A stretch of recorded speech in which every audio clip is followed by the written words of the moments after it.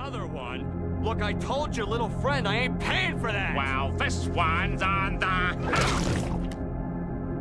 Hello everyone, and welcome to the 27th plagiarized episode of Analyzing Evil, featuring the customer from SpongeBob SquarePants Season 1 Episode 5, Pizza Delivery. An entitled and ungrateful customer, one who ordered from a restaurant after closing that didn't even serve pizza or do delivery, only an exception being made due to the owner being a greedy cheapskate. A customer who selfishly asserted that SpongeBob, one of the kindest sea creatures in the ocean, was a fraud, due to circumstances that actually fell on the customer, and ultimately got what he deserved in the end after he refused to pay for the order. Today, we will dissect one of SpongeBob's most despicable antagonists and see what led the customer down the path of evil.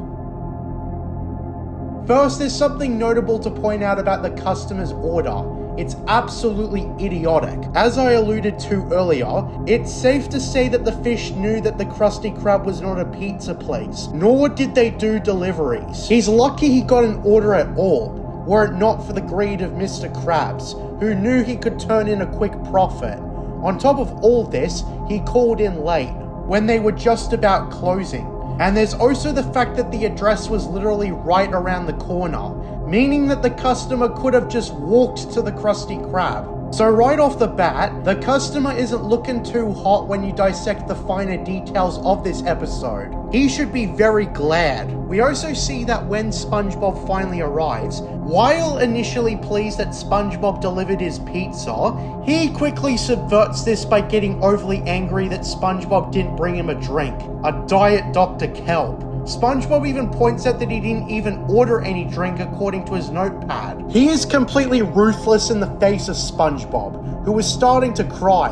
and instead of showing compassion, instead continued to rip on him for something that wasn't his fault. Now, it is worth pointing out that the customer may have actually ordered a drink during the phone call with Mr. Krabs, given we don't actually clearly hear the dialogue during said phone call, only hearing Mr. Krabs' side of the call. But that's no excuse to tear on the delivery boy when he doesn't bring you a drink. The customer wasn't even being charged for a drink, only the pizza anyways. It's also beyond fussy that the place didn't get you a drink.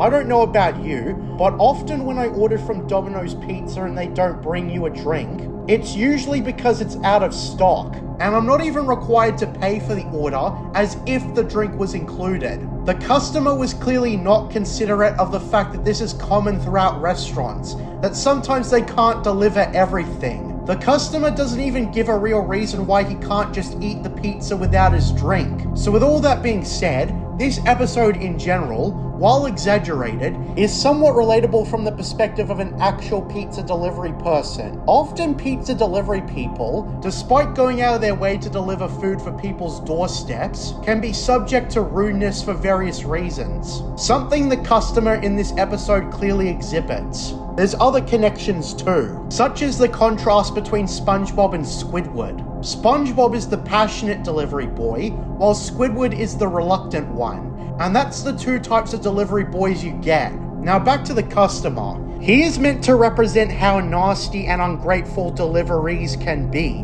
not thinking about the effort the delivery person went through. After all, we can assume that the customer waited a long time for the delivery, given SpongeBob and Squidward got completely sidetracked and had to walk it presumably at least until morning. So the customer should have understood that the pair went out of their way to find the address. I mean, when he opens the door, he appears to have forgotten he ordered pizza, it being so long ago.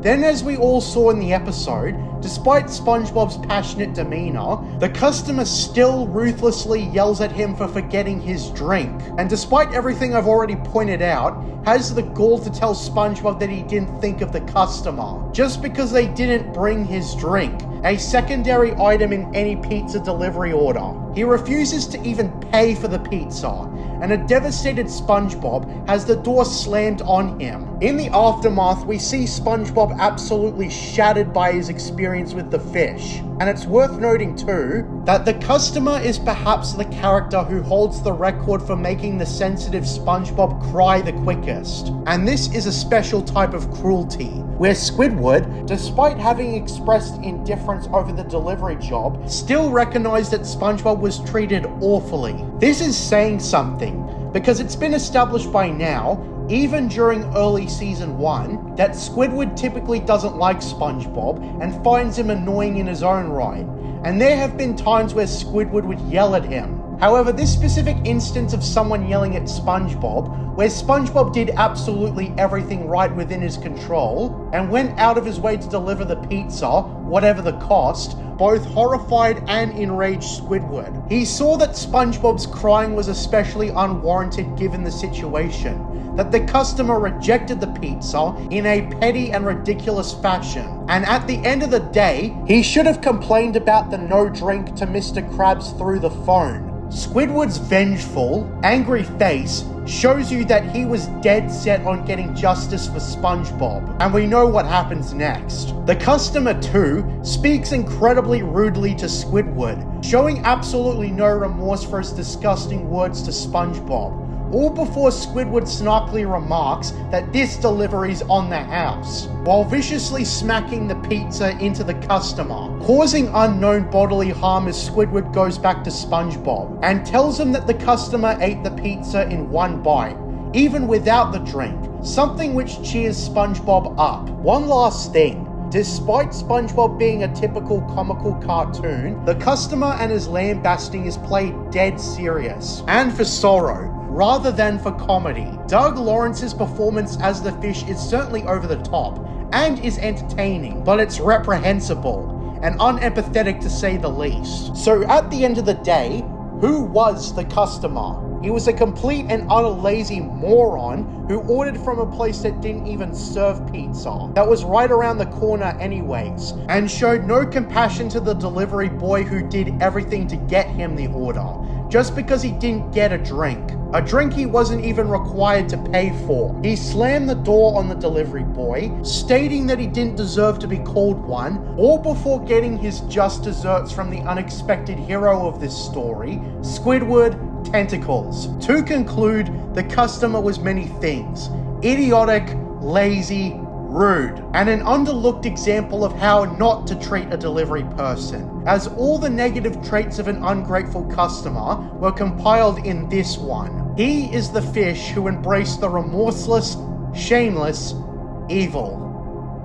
Thank you for listening to this episode of Analyzing Evil. What do you think of the customer? Leave your thoughts in the comments below. Having watched SpongeBob a lot in my youth, I thought the customer, despite his brief one-off appearance, was memorable because of his over-the-top yelling and in general being the overarching antagonist of the episode, even if most wouldn't think of him as such, and led to one of the best moments for Squidward in the entire show. Given his indifference over delivering the pizza is turned on its head, and this is considering the fact that they didn't get any money in the end, and knowing Mr. Krabs, he probably charged both Squidward and SpongeBob for not getting the delivery fee from that pinhead of a fish.